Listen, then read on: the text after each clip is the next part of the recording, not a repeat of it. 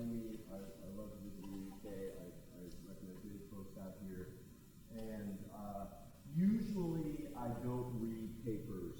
I talk extemporaneously. I love to do it. But in this case, I am going to read something. This is some research that I did that very much resonates with points that Ferdinando brought up, and I think will be of interest to many of you in the sense that I'm kind of developing some ideas in a somewhat different direction that I use, particularly in high weirdness, about understanding this kind of liminal zone of ontology. How do we understand things that sort of seem to be and seem to not be at the same time, particularly in the zone of magic. And so initially, when you invited to an event that's about the art of deception in 2022, and there's this sort of idea of being topical and talking about the contemporary, our contemporary condition and the sort of fake news world and the whole sort of procession of simulacra that we're swimming in now. It's very much informing what I'm doing, but for this audience, I instead decided to heed the now eternal admonition to stay esoteric. And so I'm both dealing with esoteric material and doing it in a somewhat esoteric way in the sense of post-structuralist philosophy, which for me was always a kind of esotericism, in the sense that I can remember specifically when I was at Yale as an undergraduate in the mid-1980s and went to an art school party, and there was a guy who was one of my TAs for an art class, and he had a leather jacket, and he was really like, "Hey, have you ever read Baudrillard?" And he pulled out this little semiotext books that was Baudrillard's Simulations, which for me was kind of like a mixture of like psychedelia and science fiction and Gnostic tract. And it just got me going, and a lot of my work, technosis, whatever, came out of this kind of encounter. And so I always read post-structuralism in that kind of light. And now that it's sort of a little bit quaint, a little bit dumb, people are kind of sick of it, now we can kind of embrace it as being properly esoteric. So, the Malleus Maleficarum is aptly named, as reading it can feel like an encounter with a blunt and oppressive force, an obsessive scholastic fusion of toxic misogyny and belligerent inquisitorial certitude. But this summa of late medieval demonology and witch paranoia is not without its marvels. One of the most extraordinary of such scenes is related in a chapter that Montague Summers translates as, "Whether witches may work some prestidigitory illusion so that the male organ appears to be entirely removed and separate from the body." So here, Heinrich Kramer, the principal author of the book, presents a series of anecdotes that claim that certain men had their actual penises magically snatched away by witches. To counter these narratives, Kramer invokes a central argument of Orthodox demonology, that the devil, who was of course providing the witch her motive power, cannot enact truly miraculous transformations of material bodies and must, unlike God, work within the context of natural law. Now, the whole figure of the witch here is totally fascinating, but I'm going in the other direction. I'm interested in the power of the devil that allows this action to happen. Now, here's the problem. By denying the devil miraculous powers over matter directly, demonologists only deepened his connection with illusion, trickery, and prestidigitation. So while demonic castration can only be apparent, that appearance goes off like an epistemological grenade. So try to follow this. The illusion, this is from the Malleus, this illusion does not, however, take place in the imagination of the person affected, since his imagination can really and truly estimate that the thing is not present. That is, he does not perceive its presence through any working of the external sense, namely vision or touch. Hence, it can be said that there is a true removal of the member from the point of view of the imagination of the person affected, but not from that of the thing itself. Okay, so here we can see the instability, what Ferdinando called an oscillation, and an oscillation will be running through our whole tale here. The instability introduced by this idea of demonic appearance, or what we can call the phantasm, which must be devoid of true reality while still being real enough to manipulate actual men, if not actual penises. That is the reality that I'm interested in here. So, following Bruno Latour, whose ideas I use in High Weirdness to try to kind of map some of these peculiar ontologies, I want to suggest that this mode of being that's being described here in a demonological tract actually points us to a certain mode of ontology or a way of being. And just to give a little bit of a backstory, and this is where I come from on a lot of this stuff, is that Latour's basic approach is a pluralist ontology. That it doesn't make sense in our world that if we're actually being true empiricists, we don't think that there's one way that things are. We actually live in a world where there are different kinds of things that have different ways of being, and that we're in this plural condition, and part of the work of thinking and part of the work of being empirical even is to understand what mode of being we're dealing with. What is the mode of being of fictions, say Sherlock Holmes? What is the mode of being of actual physical objects that we encounter? What is the mode of being of mathematical equations? These all have their proper languages and proper frameworks.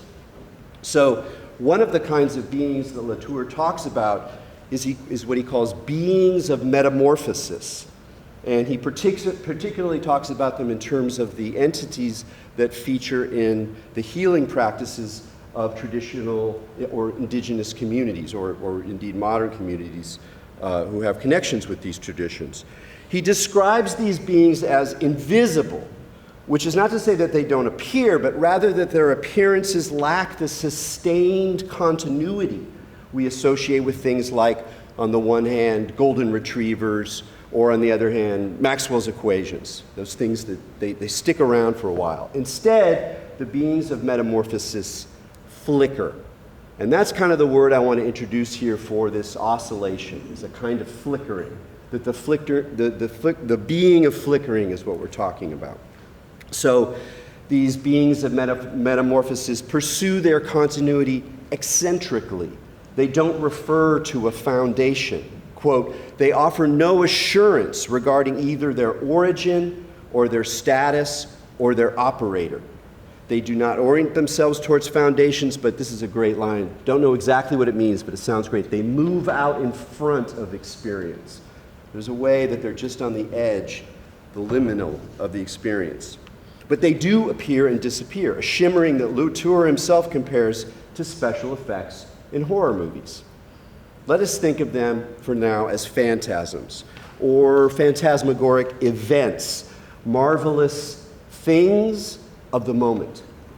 Now you see it, or now you see them, and now you don't.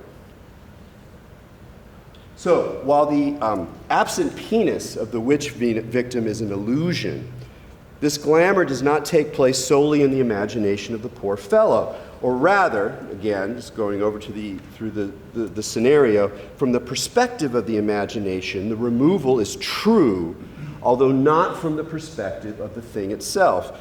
In other words, really from the point of view of the penis, who becomes a kind of weird actor in this strange little scene that the demonologists are cooking up.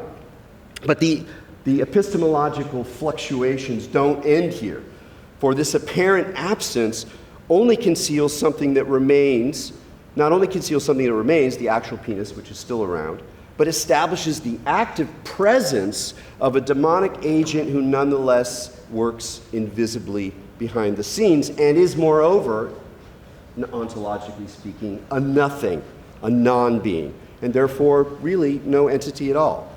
So what do I mean here?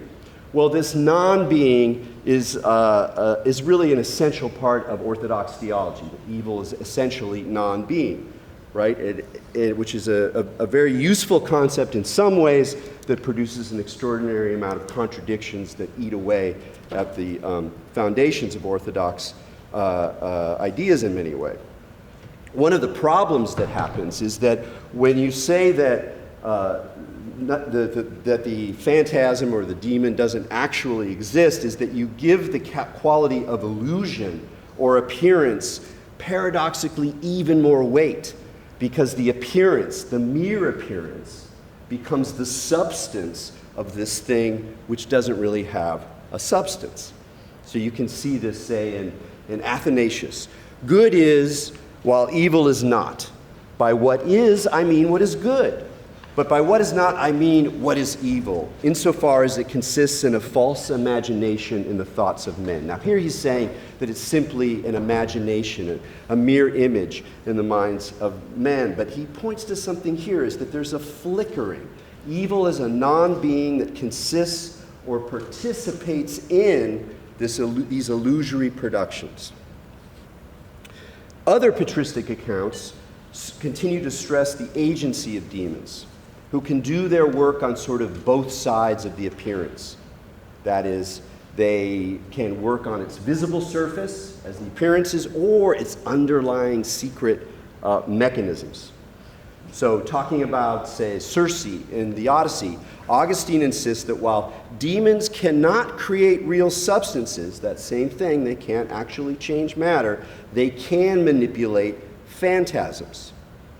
So in one curious passage, he even goes so far as to suggest that the apparitions may not only fool the bewitched, but may pass through the world on their own accord. Very slippery. Elsewhere, though, when talking about demonic appearances, he talks about, he sounds like a naturalist, a skeptic. When discussing mythological reports that say Diomedes' companions were transformed into birds, he argues that it's much more likely that the fowl were slyly substituted for the men, a jugglery or prestidigii that could not be difficult for demons if permitted by the judgment of God. Now here's something really important, and is why we're going on this route, is that prestidigitation, the idea of trickery, at once integrates and contains the force of skepticism, of a naturalist explanation. On the one hand, it naturalizes extraordinary experiences or phantasms as products of non-magical trickery, the kind of oscillation that Ferdinando was talking about. But at the same time, it keeps those tricks and their effects in the phantasmic hands of demonic agents, or daemonic agents, really. This tension between skepticism and the phantasm, you could think of it as a kind of demonic naturalism, deeply informs modern witchcraft theory, the stuff that emerges around the Malleus and goes forward for a few centuries. As Stuart Clark has it, witchcraft theory presupposed a thoroughgoing naturalism, which seems odd. You'd think it would be the opposite. Sorting out in particular just where the limits of demonic efficacy via secondary causes were reached on the one hand, and the realm of fantasy and delusion began. So, in other words, demonological discourse, what are the witches actually doing, relies to a great extent on skeptical or deflationary accounts, talking about prestidigitation, optical laws, and what we would think of as psychological questions. And yet, while the effects are deconstructed this way, the devil still clings to the mechanistic details. So I still can't let go of the penis. What are these mechanisms, at least insofar as they can make penises disappear? So Kramer, leaving Occam's razor safely wrapped up in its case, explains the glamour of castration through a variety of technical tricks. Let's try to follow him here. One strategy that the demons have is they distort the senses themselves, creating illusory perceptions the way that fever transforms the tongue so that sweet wine tastes bitter. Or they directly manipulate the humors that compose those faculties sort of upstream.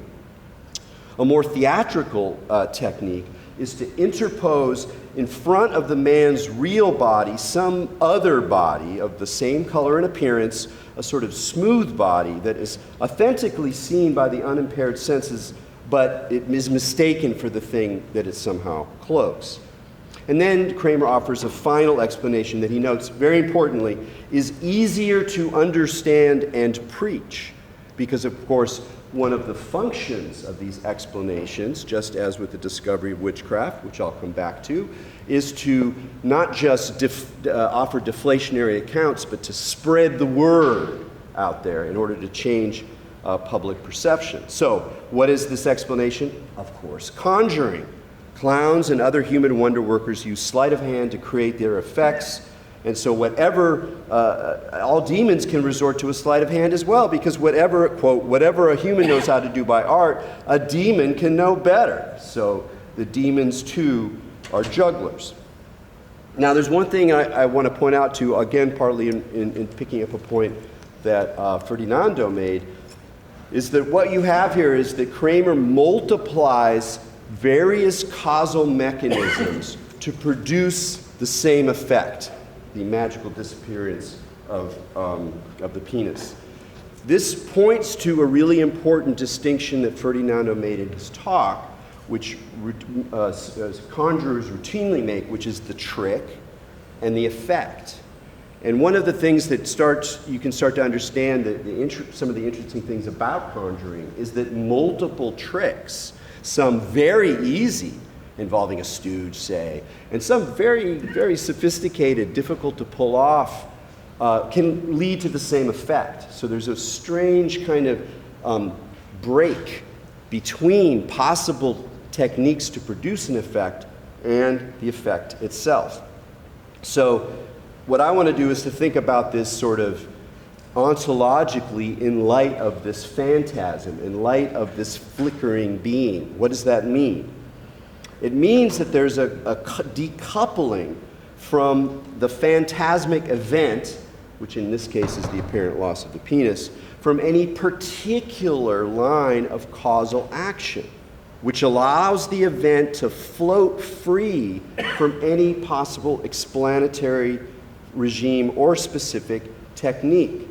So this is a decoupling that by suspending the relationship between causes and effects, we can do all these things to produce an effect, and yet somehow the effect floats free. It creates a gap, a space for this flicker to take place.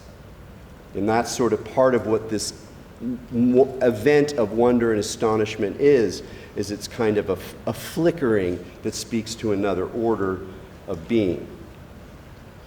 But what about this absent member? In his book, Demon Lovers, Walter Stevens argues that the loss of the penis in the malleus, which Kramer sees as the most convincing example of demonic prestidigitation, he says, look, it does not reflect, as you might expect, general castration anxiety. Elsewhere in this book, Kramer discusses happy castrations performed by good angels working for the benefit of pious monks.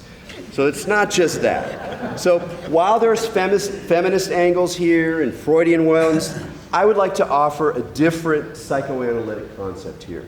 The Lacanian notion of the phallus and its relationship to the symbolic order. So as Stevens says in this book, demons were what modern psychoanalysis would call the phallus, the principle of reality.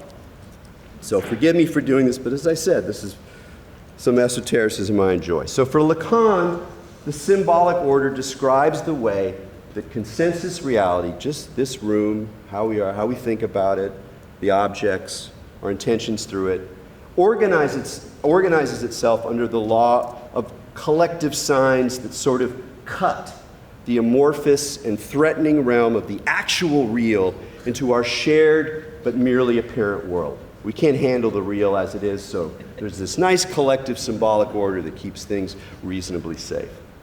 So as Lacan declared, it is the world of words that creates the world of things. Influenced by early cybernetics and therefore still sort of relevant to our digital moment, Lacan describes the symbolic as a network of binary relations of presence and absence, a network whose privileged signifier, the one that grounds it all, is, wait for it, the phallus. So here's Lacan.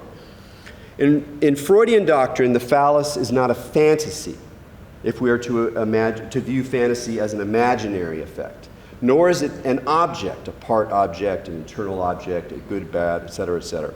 Still less is it the organ, penis, and he helpfully or confusingly adds clitoris here, that it symbolizes. And it is no accident that Freud adopted as a reference the simulacrum it represented to the ancients. For the phallus is a signifier whose function may lift the veil from the function it served in the mysteries. For it is the signifier that is destined to designate meaning effects as a whole. That is, the phallus is the signifier that grounds the whole structure. So meaning is produced through and as the symbolic order requires the presence of a founding signifier, the phallus, which cannot be reduced to a fantasy or the physical reality of the human organ. So for Lacan, he says here, it is not accidental that Freud ties this discussion of the phallus to the simulacra revealed in the pagan mysteries. I think there's something very interesting going on here. Freud makes this connection in his essay on Leonardo, where he points out that many ancient gods, including those associated with Dionysus and Aphrodite, were hermaphroditic, and that therefore their simulacra, that is their statues, their icons, their phantasma, displayed a phallus that juxtaposed and combined with the female form and goddess knows what trans and non-binary forces, signified the divine plenitude and meaning and self-engendering perfection of the gods. So there's this productive role of the phallus as the strange kind of simulacrum. Now, what Lacan wanted to do in analysis, what do you actually do in the situation of analysis, is that you unveil this phallus. You reveal, in a way, the trick that grounds the structure of symbolic reality. But this revelatory surprise is that the phallus is precisely an absence. It doesn't exist. There's no actual thing that grounds the network of signs that compose consensus reality. It's revealed as absent, never there to begin with. And yet this very revelation does not really collapse the house of cards. We're still in this strange condition, any more than the non-being of demonic phantasms prevents their actual intervention in the world. So the absent phallus, or demon as principle of reality, is a lack that mobilizes the whole system of appearances, even as it renders it void. And here, if you want to go there, we're not going to do it, but you can do a whole Buddhist take on what shunyata is and the relationship of codependent arising, how there is a network of effects that are actually empty of any specific substance. So, now I want to go a little bit further into this ontological flicker that I started out with. And here I want to turn to Plato, who, along with Parmenides, lies behind all that patristic obsession with being and non-being that we talked about in the first place. So in the Sophist, Plato wants to show that the Sophist is not a wise man, but a sleight of hand man, a bad philosopher, a philosophical illusionist or imitator who exhibits images of all things in a shadow play of discourse so as to make listeners believe that they're hearing the truth. So from Plato's point of view, there are these other philosophers over there. They're not really philosophers. They're not really trying to pursue the truth. They're simulacra. They are cousiners. They are sleight of hand men. In other words, fake news. So in order to try to explain this situation, in order to explain the difference between a kind of true philosophy and this sort of sophistry, Plato offers up an analogy. That is, and think about it, what is an analogy? A rhetorical image that presents an illuminating likeness to the issue at hand. So what is this illuminating likeness? It is a likeness, which is the word that Cornford and others have translated for icon, which here means a sculptural representation. So here's Plato's way of organizing the difference between the true philosopher and this sleight of hand man. A true icon is a pure copy because it conforms to its original in all dimensions and all colors. It's like a pure sculptural representation. But there are other kinds of copies.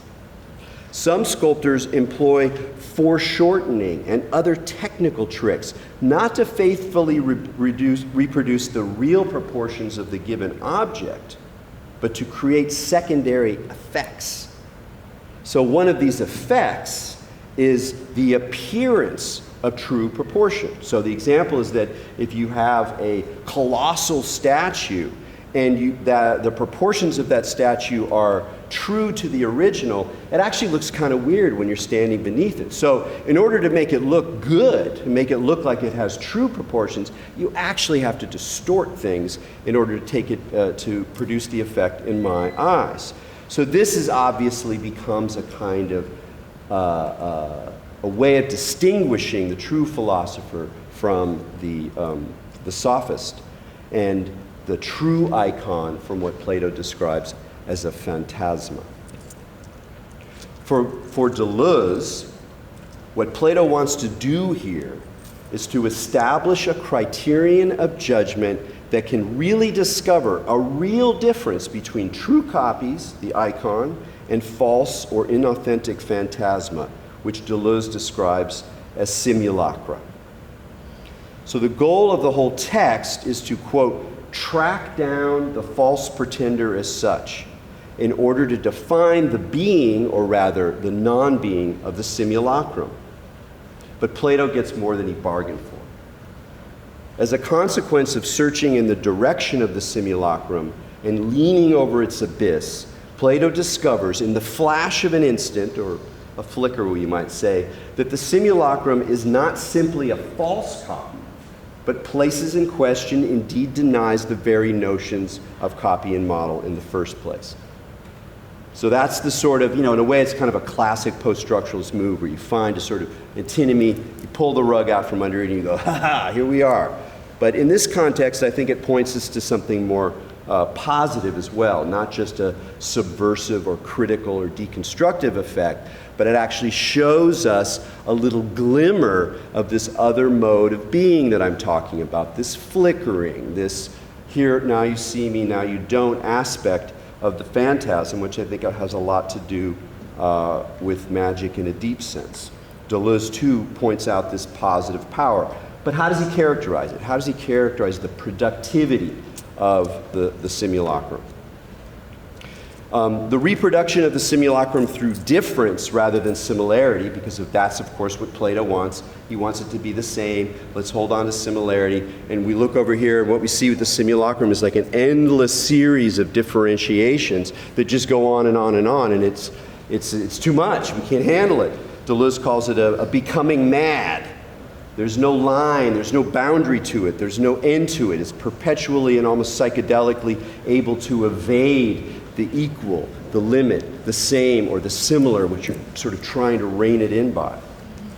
Recalling our sort of theological theme earlier, Deleuze gives this, and this is rare for him in his text, a kind of orthodox, or rather counter-orthodox twist, which is quite an interesting way of using scripture. God made man in his image and resemblance. It's a curious line. Is it the same thing? When the Bible says it made man in his image and resemblance, is the image and resemblance the same thing, or are they different things? And if they're different things, what are they? Well, here he says there's something different. Through sin, this is Deleuze, man lost the resemblance while maintaining the image. We have all become simulacra. We have forsaken moral existence in order to enter into aesthetic existence. Here again, this is a post-structuralist gesture. A triumphing of the aesthetic, a turn away from an organization of moral rules. Here, Deleuze's heretical phantasm flickers at the limits of matter, forming what Foucault, who was writing about his friend in this text, calls the impenetrable and incorporeal surface of bodies. The incorporeal surface of bodies, that's pointing toward this space of the flickering image of the phantasm. It's simultaneously inside and outside.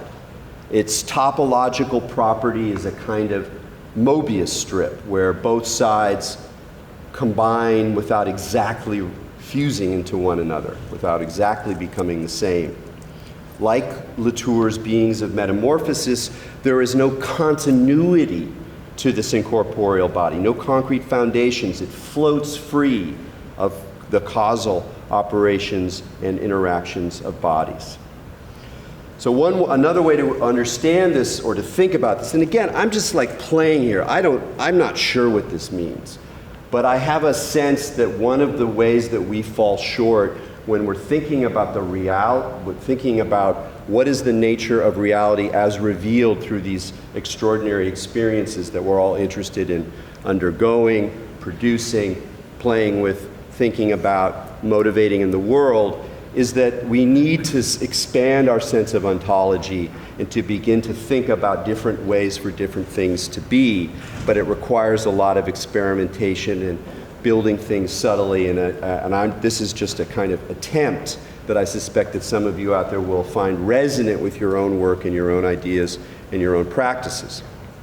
So one way to approach this flickering ontology is not this question of is it there, is it not there, does it have substance, does it not have substance, but instead to think about it purely as an event. Because what is an event?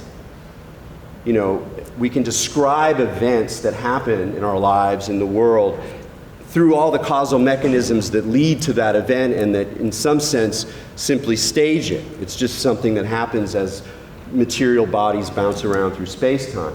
But there's something different to an event.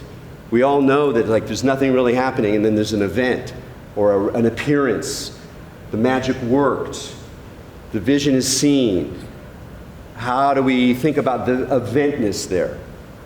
So, Deleuze says, neither active nor passive, neither internal nor external, neither imaginary nor real, kind of like the antinomies that Ferdinand pointed us to, phantasms have the impassibility and ideality of the event. There's a relationship between the phantasm and the event, which is like the moment of wonder and awe in a stage act, which is a trace of a much grander history of these producing these kinds of events. Now, Foucault then takes this, and I love this because it's such a throwdown if you actually follow it. He's again commenting on his friend's ideas, and he goes, physics concerns causes, but events which arise as it affects no longer belong to it. Now, am I willing to go there? I'm pretty naturalist in a lot of ways, but there's something very intriguing and seductive about that idea. Just to do it again, physics concerns of causes, but events which arise as its effects no longer belong to it. So according to this weird kind of phantasm physics we're playing with here, again, the simulacral event, the phantasm, floats free of corporeal causes and conditions that surround its actualization. Another way, again, to think about it is that wonderful phrase, another secret hidden in plain sight, a marvel hidden in our ordinary language, a thing of the moment. A thing of the moment. But hold on, again, this is a little wacky. We can offer a skeptical rejoinder here, a naturalist retort to this somewhat wacky post-structuralist account. So let's go back to the sophist. Now, if the order of the simulacrum of the distorted statue is a kind of becoming mad of the phantasm, an endless sort of procession of simulacra, the aesthetic ungrounding of the Platonic logic of representation, how do we square all that madness with the fact that it achieves this through a technical ruse? The false icon depicted in the sophist is not just a weird blob, but it's a very canny, structured artifact whose special effects are based on natural law.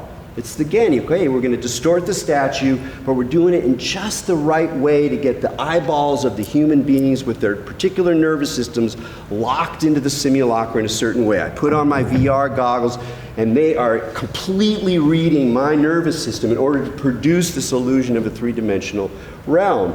Yes, that is a phantasmic, fantastical experience, and yet it's completely grounded in natural law. This seems to open up the whole realm of the simulacrum to a kind of skeptical rejoinder, a kind of naturalist exposure. This is how you actually do the trick. He's doing this thing, and he's using sleight of hand, and there's no event here. And this is kind of what happens to demonological discourse, the sort of discourse that starts with the malleus and then over time becomes increasingly skeptical. We have already heard about the discovery of witchcraft, Reginald Scott's book, and in many ways that's what he was doing. He was saying, look, for 200 years you guys have been talking about witchcrafts, but it's bullshit. He believed in demons, but he thought the demons didn't affect the natural physical world in any way, that they just operated within and they tugged on our poor little broken wills.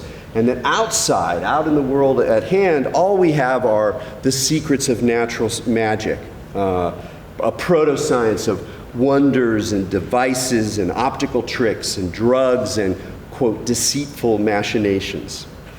And what's interesting about Scott, what I really love about this book, is that he contains an attitude that is completely contemporary, which is a certain kind of mocking, scoffing tone that is perfectly manifested in Penn, who we saw before, a sort of brazen, kind of nasty, amused discounting of foolish supernatural ideas. So here's a good quote. I just have to throw it in there. So he presents a very learned discussion of early modern sorcery, how sorcery worked, the hierarchies of demons, and the whole picture. And he's just kind of describing it. And then he lets loose this zinger. He that can be persuaded that these things are true, or wrought indeed according to the assertion of cozeners, or according to the supposition of witchmongers and papists, may soon be brought to believe that the moon is made of green cheese. But, again, resonating with what Ferdinando was talking about, rather than entirely banish these no longer demonic appearances from human culture, here's Ferdinando's question. Okay, I've revealed this whole witchcraft thing and the demons are floating around. It's all bullshit. We're in a realm of natural law.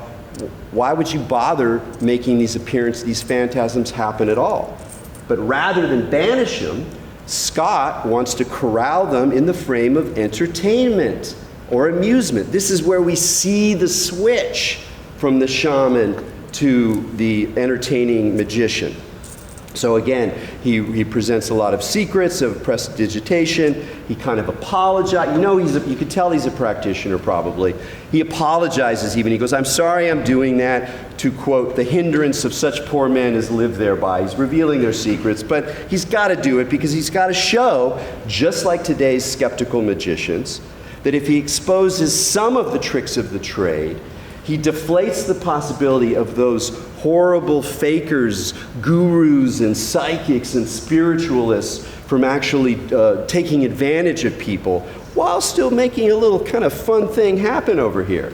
So that's why he insists that always the juggler confess in the end that these are no supernatural actions but devices of man. This is this kind of gesture that's at once both kind of snarky and critical, and in another way, a kind of honest humility that we associate with the best of Enlightenment values. It recalls Prospero at the end of the play. Now my charms are all o'erthrown, and what strength I have mine's own, which is most faint. So there's something actually kind of beautiful and humble about this gesture as well. It too kind of oscillates, but he can't put it down. He says, now when these experiments or these tricks grow to superstition or impiety, they should either be forsaken as vain or denied as false. Howbeit, if these things be done for mirth and recreation, and not to the hurt of our neighbor, not to the abusing and profaning of God's name, in mine opinion, they are neither impious nor altogether unlawful, though herein or hereby a natural thing be made to seem supernatural. A natural thing be made to seem supernatural. What is in that made to seem? What is in that seeming? It is more than, I believe, it is more than the natural can ever corral. And rather than seeing the modern magician's condition as one where oh yes, we can discount all of this material. Let's make a little entertainment here where we create these tiny little phantasms. We're completely in control. We don't worry about it. We make it clear that the crowd knows that we're just making tricks. No problem. No. No. It's an attempt to corral a simulacral power that will never be satisfied with that frame and will be constantly looking for a way to leak out of it. And that's one way of looking where we are now. On the one hand, we're totally jaded. We're totally technology, neuropsychology, meat machine, meme programming, post-secular, whatever. We're in this kind of morass, and yet, the procession of simulacra are all about us. What is fake news? What is the sense of the breakdown of consensus reality? What is the emergence of something like Q and their phantasms and the way in which it's like a meta phantasm Marvel Universe crossover game where every little bit of conspiracy theory and freaky bit you can imagine somehow manages not to contradict and undercut it, but to actually let it ride, let it roll. So in a way, we're in this thing that there's a great phrase that Deleuze has called a Dionysian machine, which is the sense that something is being engineered, something is being endlessly produced, and yet it's not really very easily containable inside this, our knowledge that it's simply a trick, our knowledge that it's simply, I have a friend, and even psychedelics is part of this now. I have a friend who said something very good about the sort of psychedelic renaissance and the sort of incredible, to me, mind-blowing shift into the embrace of psychedelics as a possibility for healing, et cetera, and for making tons of money. Which he was like, look, we just went through Q, and now you want to give everybody psychedelics? This is going to go off the rails if it isn't already off the rails. So there's a whole sort of dark critique of our present moment of being afflicted with technical simulacra that this talk could go into in terms of talking about the art of deception. But I do want to shift it a little bit. I haven't really made a big difference of what's the difference between a simulacrum and a phantasm. There's no set relationship there, but you can, I think it's fair to sort of point to one as this sort of very technological object that nonetheless has these phantasmic effects versus something that we might associate with more organic, personal, close-knit, nature-based, fringe, outsider elements. Of course, these things are deeply intertwined at this point. There's no way to talk about contemporary magic and not talk about media, how the internet works and how we're woven into this stuff. We're intertwined at this point. But I wanted to just bring us back to the fact that when Latour talks about these phantasms, he's talking about these beings of metamorphosis, and he's speaking of them very specifically in the context of healing, and particularly of the healing that's still practiced by communities that have relationships or connections transformed, reconstructed with indigenous practices. And there's a couple things he says about these beings that I think is really important. I just wanted to note one thing I forgot to mention because I went on that weird Lacanian loss of the symbolic signifier zone, and that's just another way of looking at the breakdown of consensus reality is because the jig is up. We know the phallus isn't there. The emperor has no clothes, doesn't even have a phallus. And we all kind of know that, and now that that knowledge is out there, it's very difficult to create that stickiness again. So it's an actual effect. It's not just like a way of analyzing society. It's that the sense of consensus reality as a symbolic matrix that we all share, even if we have different views of the world, itself is eroding. But it makes room, gives us some gaps. So the point I wanted to make finally, and then I'll end, about Latour is how does he talk about these creatures? What else does he say about these beings of metamorphosis? He says that the way that they heal is through their otherness. Not their similarity, not the way they're part of the order of the same, but rather the way that they are part of the order of difference. Not in this celebration of transgression that we associate with post-structuralism, where, we're going to just tear it all down and release all this crazy stuff. No, that's a past moment. Transgression is an empty gesture at this point, I believe.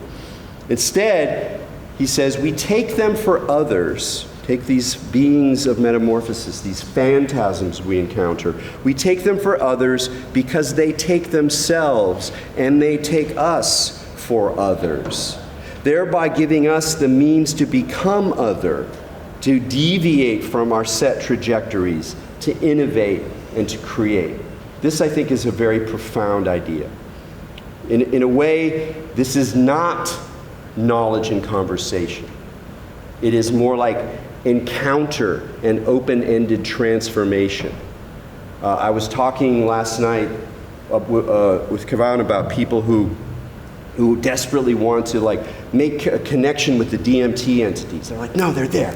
We can do it. We can send maths back and forth and prove it and establish like a comm signal, this kind of Star Trek fantasy of you go out, there are aliens, they look kind of like you, they're not really that alien, but they're alien enough and they're different, but actually no, they're the same, we're all the same. We're all people, it's all this big neoliberal UN world on the cosmos. And I think what's being gestured here is something that's exactly the opposite of that. That it is the otherness and the active otherness and the way that they other us. And in that otherness, there's a space for something to actually happen. Not the iteration of the same, but some kind of perhaps desperate transformation. And this is another quote, if we never see them the same way twice, which is an important thing to think about with our phantasms. Even though you recognize the trace of similarity, or the God has once again shown her face, there's always these differences in the room. If we never see them the same way twice, it is because they are transformed, and so are we, as a result of the arrangements that allow us, here he uses the word to capture them, which I think is more like a to invite them, to stage an encounter. But in any case, that capture is only temporary. It's the invitation to the triangle of art, or the way that the camera captures a flicker, or perhaps a mysterious orb. And with that, I'll conclude it. Thanks for your patience. I know this is a little bit heady, but it felt it was stuff I have never published it. This felt like the right place, so thanks again.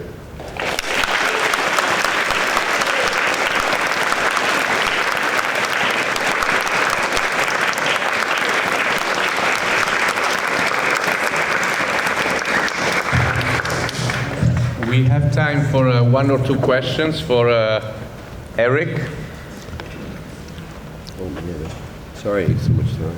Yeah. Anyone feels called or curious to go deeper into this rabbit hole?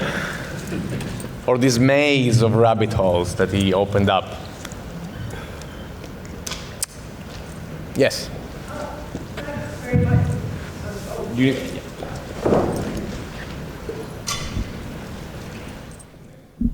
Thanks for that really stimulating talk, and I think it is really useful to think about how deconstruction can be applied to the history of esotericism in these texts. And this is just a not really well-formed question, but talking of flying penises, as you were, I wonder if in your work, if in this story, there's a place for the fastenams, the flying penis amulets. Oh, yes. Which seem to me to have a very different function than the flickering you're talking about. They really are about sort of warding off evil and so forth. So I guess, are there competing ontologies of castrated penises? I haven't, I know of what you speak. I hadn't thought about it very much. I don't think I have anything particularly rich to say, because I don't really know its context. And other than sort of seeing it almost in a kind of underground comics kind of way is sort of how I interpret that particular logic. But it does seem to me that there's something about there's the detached mystery as a form of apotropaic magic as well as a kind of now you see it, now you don't. But I think that's about all I can run with that one.